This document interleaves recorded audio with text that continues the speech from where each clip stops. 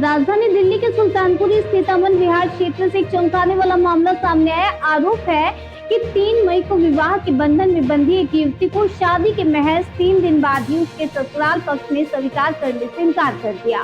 पीड़िता का कहना है कि विवाह के बाद उसके पति ने उससे ठीक से बातचीत तक नहीं की और बाद में साथ रहने से भी मना करते हुए तलाक की बात कही। वधु पक्ष का आरोप है कि विदाई के समय से ही विवाद शुरू हो गया था और बाद में दहेज के रूप में 10 लाख रुपए की मांग की गई। परिवार का कहना है कि उन्होंने कई बार समझौते और बातचीत का प्रयास किया, लेकिन कोई सकारात्मक परिणाम नहीं निकला। पीड़ित परिवार ने मामले में न्याय की मांग की है। वहीं आपको बता दें, जब तक जानकारी हमारे तक पहुंची, तब तक वर पक्ष की ओर से आरोपों पर कोई आधिकारिक प्रतिक्रिया सामने नहीं आई थी। फिलहाल मामला संबंधित अधिकारी के संज्ञान में और जाँच के बाद ही पूरे प्रकरण की वास्तविक स्थिति स्पष्ट हो सकेगी। बहुत बहुत स्वागत है आपका जनसेतु राष्ट्रीय न्यूज नेटवर्क पर। मैं हूं हरिंदर कौशल। अभी हम मौजूद हैं अमन विहार में। यहाँ पर आप देख सकते हैं कि एक हम आपको ऐसा मामला आज दिखाने जा रहे हैं कि एक लड़की की शादी होती है। शादी को 1.25 महीना हो गया। 3 दिन वो घर में रखते हैं। 3 दिन के बाद जब लड़की फेरा डालने के लिए अपने घर जाती है, उसका भाई उसको वहां पर लेके जाता है। उसके बाद उसको वहां से वापस नहीं बुलाया जाता। बहुत बार फोन पे बात होती है, बहुत सारी मिन्नतें की जाती हैं, लेकिन लड़की वालों का कहना यह है कि उसके ससुराल वालों की तरफ से उसको कभी भी बुलाया नहीं गया और कोई किसी प्रकार का भी कोई उनकी तरफ से इनिशिएटिव नहीं लिया गया कि लड़की को लेकर आए।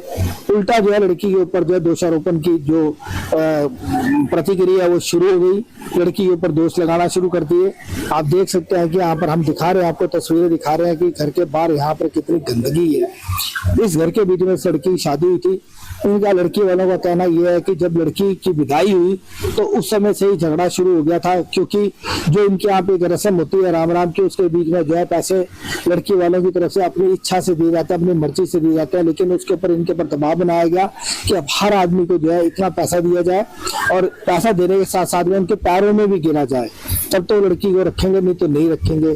तो इन्होंने तब तो सोचा कि शायद हो सकता है कि अभी थोड़ा मन मुटाव है, लेकिन उसके बाद सारी चीजें ठीक हो जाए। लड़की का कहना है कि वो 3 दिन तक अपने पति के साथ अब इस ससुराल में रही, लेकिन उसके पति ने उससे 3 दिन में बात तक नहीं की। आप सोच सकते हैं कि जो नई नवेली दुल्हन है, जिसकी शादी हुई थी, बड़े अरमानों के साथ उसने शादी की थी कि अपना घर बसाएगी, अपने पति के साथ खुशी खुशी जीवन बिताएगी, लेकिन उसके बावजूद उसका पति उससे बात तक नहीं करता 3 दिन तक। उसके बाद वो लड़की जब जाती है तो उसके बाद उसको लेने के लिए नहीं जाता, उल्टा ये कहता है कि मुझे तलाक चाहिए, मुझे डाइवोर्स चाहिए, मुझे इसके साथ नहीं रहना।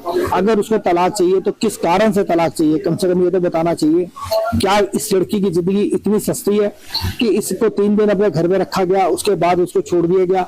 जो उसके माँ बाप ने शादी के ऊपर अपनी हैसियत के मुताबिक जो पैसा खर्च किया, उसका क्या होगा? क्या ये उनको वापस देंगे? क्यों लड़की से तलाक चाहिए? क्या लड़की की जिंदगी इतनी सस्ती है?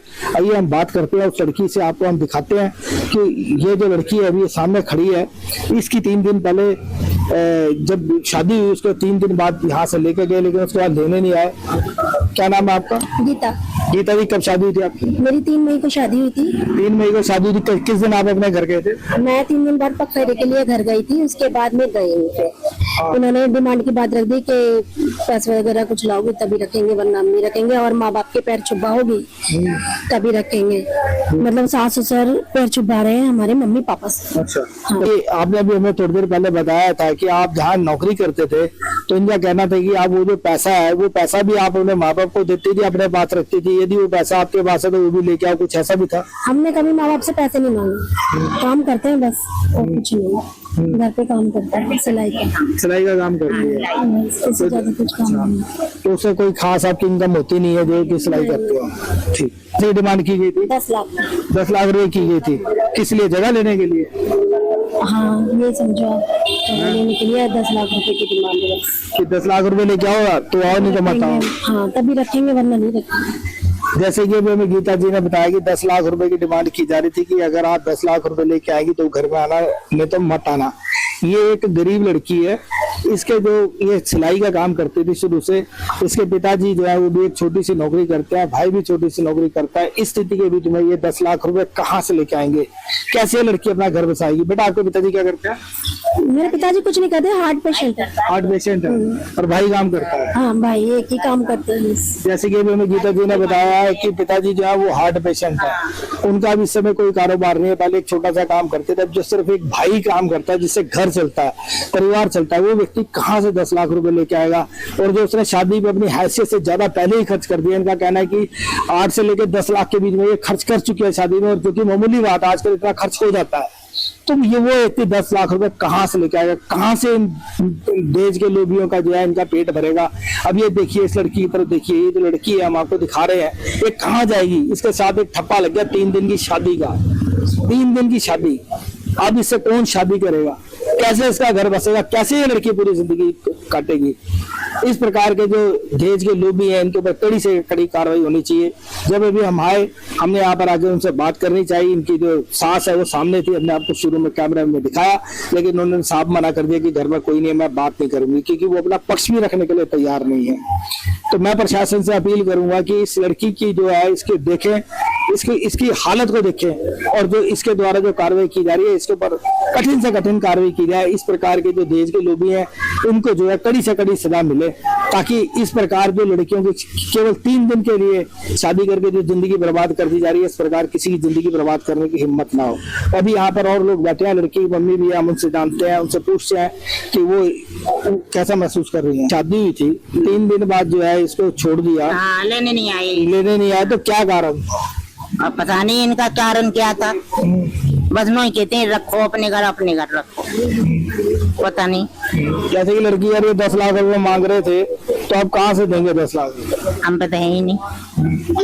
ऐसा होता है, जो लड़की है भाई है, इससे जानते हैं, इससे पूछते हैं कि क्या ऐसी घटना घटी, क्यों ऐसा हुआ कि 3 दिन के बाद ही जो है लड़की को जो इसके ससुराल वाले हैं उन्होंने अपने घर यहाँ वापस बुलाने से इनकार कर दिया। क्या नाम है आपका? मेरा काजू नाम है। क्या हुआ ऐसा? आपने अपनी बहन की शादी की, उसके बीच में आपने अपनी हैसियत के मुताबिक दहेज भी दिया होगा, तो क्या ऐसा कारण रहा, क्या ऐसी कमी रहेगी कि लड़की को जो है 3 दिन बाद ही घर में बैठा दिया? ये विदा हो रही थी उस समय, इन्होंने तो इतनी लड़ाई करी कि पूछो मत। ये 40-50 जने थे, उस समय इन्होंने 500 रुपए फेंके। और मेरे पापा है हार्ट पेशेंट, और सारे के सारे मिलके उन पर दबाव बना रहे। हमने इस वजह से नहीं लड़ाई दंगा करा कि भाई बात बिगड़ जाएगी, हमारी बहन की शादी है। और मैं लेने आया था इन्हें 6 मई को। इन्होंने बोला हम आएंगे संडे को, ये लेने ही नहीं आए। फिर इन्होंने बोला मीटिंग है, हम आए इधर, कोई मीटिंग नहीं थी, कोई कुछ नहीं था। इनकी मम्मी ने बोला कि भाई हमें नहीं रखनी, तुम ही रखो। अच्छा, तो क्या कारण, क्यों रखे? हम पूछा नहीं आपने? हमने तो पूछा, ये बोल के राजी नहीं है। हम तो तीसरा यार मेरे पांचवा चक्कर है, या चौथा 5वां, ये कुछ बोलते ही नहीं है। तो जो आपने जो लड़की को जो दहेज दिया था या जो आपने पैसा खर्च किया था, क्या आपने उसके पैसे की बात नहीं करी कि वो हमारा सामान वापस दो? ये बात करेंगे, जब हम बात करेंगे तो बात ही नहीं करके राजी हो रहे हैं। अच्छा, ये तो हमें पागल और बना रहे हैं, और उल्टा और फंसा रहे हैं हमारी बहन को। हमारी बहन तो किसी से भी पूछ लो, हमारी बहन तो एकदम ठीक ठाक है, गली में पूछ लो, मोहल्ले में पूछ लो। ये तो लड़का उल्टा और फंसा रहा है।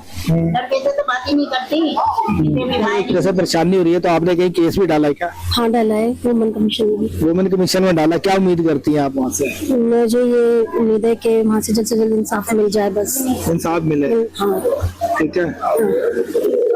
जैसे कि हमें गीता जी ने बताया कि इन्होंने काऊ में भी केस डाला है, क्राइम अगेंस्ट वुमेन में भी डाला केस, ताकि इनको वहां से इंसाफ मिले, इनका जो जीवन है दोबारा से शुरू हो। अब वहां पर देखते हैं कि क्या कार्रवाई करते हैं, ये देखना होगा। लेकिन जो भी इस लड़की के साथ हुआ इसको न्याय मिलना चाहिए। अपने सहयोगी कैमरामैन विमल चौहान के साथ हरिंदर कौशल, अमन बिहार।